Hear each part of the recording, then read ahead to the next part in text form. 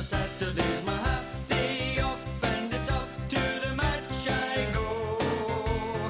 Happily we wander down the Copeland Road, me and my wee pal Joe. We love to see the lassies with the blue scarves on, we love to hear the boys all roar. But I don't have to tell you that the best of all, we love to see the Rangers score. For Rangers against Celtic in finals especially, so it's his stage tonight. You'll probably see him making the runs from behind Ali McCoist into the gaps exploited in between the fullbacks and the centre halves. They've pegged the two fullbacks back with Dale Gordon and Peter Hoosra. It's a very attacking lineup by Rangers, and indeed with Paul Rideout and John Spencer as the subs, they can change it if they want to a conventional 4-4-2 or conventional 4-3-3. Games usually defy prediction. The elements adding to that unpredictability. It's a night for the strong of heart, and who'd have thought when the draw was made that Celtic would come into this semi-final in arguably the more buoyant condition of the two clubs, fresh from that inspired afternoon at Ibrox recently, and they are enjoying this splendid sequence of success, while the form of Rangers has rather dipped recently, and Celtic certainly freer from injuries than Walter Smith's squad. Gary Stevens, 10 is Durant, Dale Gordon, whose place tonight was in such doubt.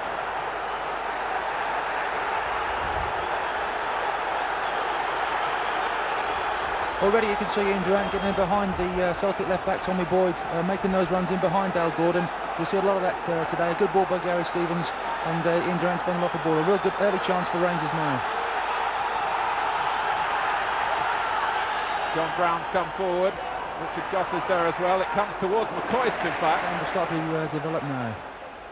McCoist, Durant. Celtic coping well on the pitch despite the constant talking of the boardroom battles, but a foul here by David Robertson, and the yellow card is out.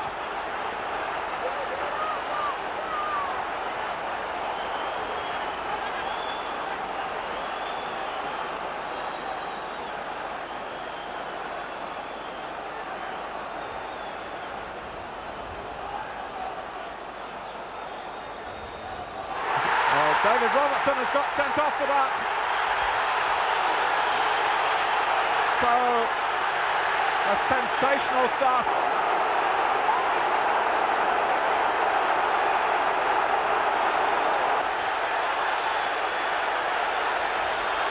Only 6 minutes gone. I think when the ball was actually thrown out, the weather conditions held the ball up. David Robertson was indecisive whether to go to the ball. He then made his mind up, committed himself. Well, every early tackle here under scrutiny, and Robertson wasn't going to get the ball. I mean, really, that's a blatant obstruction.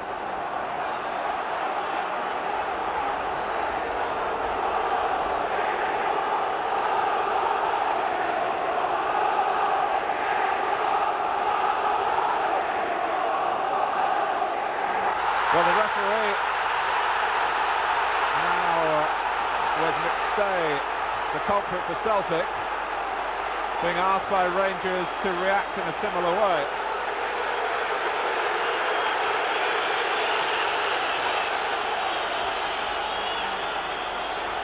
It's simply a free kick. But what Andrew Waddle had to rule about was the intent of David Robertson's challenge, and he saw a cynicism there that led to him reaching for a red card in Celtic's revival after a difficult start under the management of Liam Brady. At Rangers addressing their challenge very positively. Here's McCall for Gordon, who's got space. Brown's in the centre. It's Durant's shot. And it's a very gutsy on the sending off. It is becoming more commonplace for players now. As the referee reaches for the notebook again. for Mowbray. I was going to say it's more commonplace for players to be used to be playing 10 against 11, 11 against 10. I just wondered for a second whether we were going to get 10 against 10 here. But that is not the case. For the moment, one might conjecture. I think the referee said he stalled out early on when he sent David Robertson off there. Durant. McCoy's.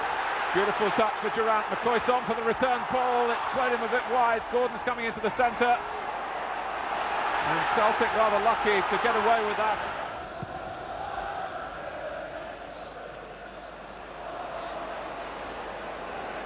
I think Rangers will just be content just to see this half out, go and have a cup of tea, have a chat from Walter Smith, and then really just gird themselves for the second half. I'm sure Celtic will be going into a bit of a roasting from Liam Brady, so I'm sure that he won't be happy with the way, with the man advantage, they haven't got a goal.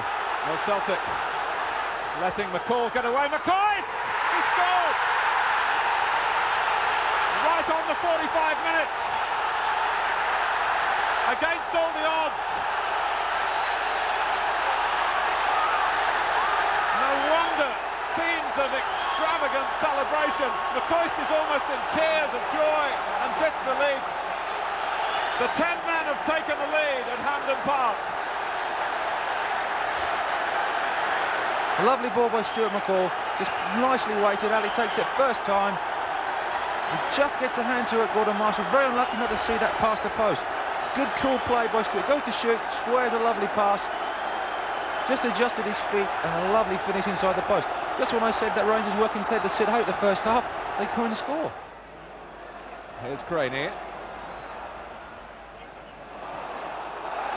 Well, John Brown was completely deceived by the flight of the ball. John in emergencies.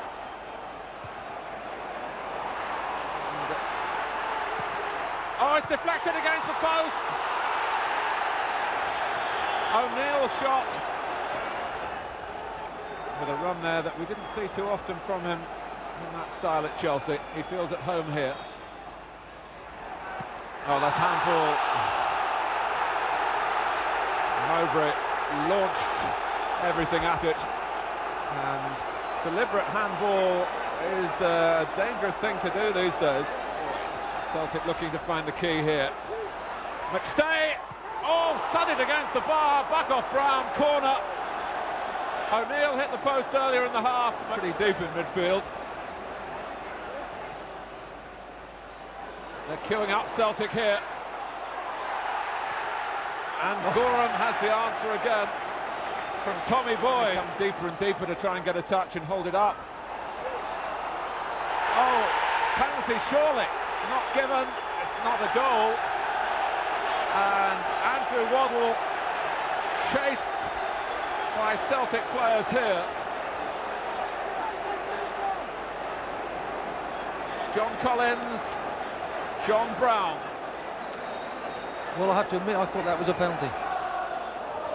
Every passing second taking them closer and closer to an extraordinary victory on a terrible night. Yeah, lately.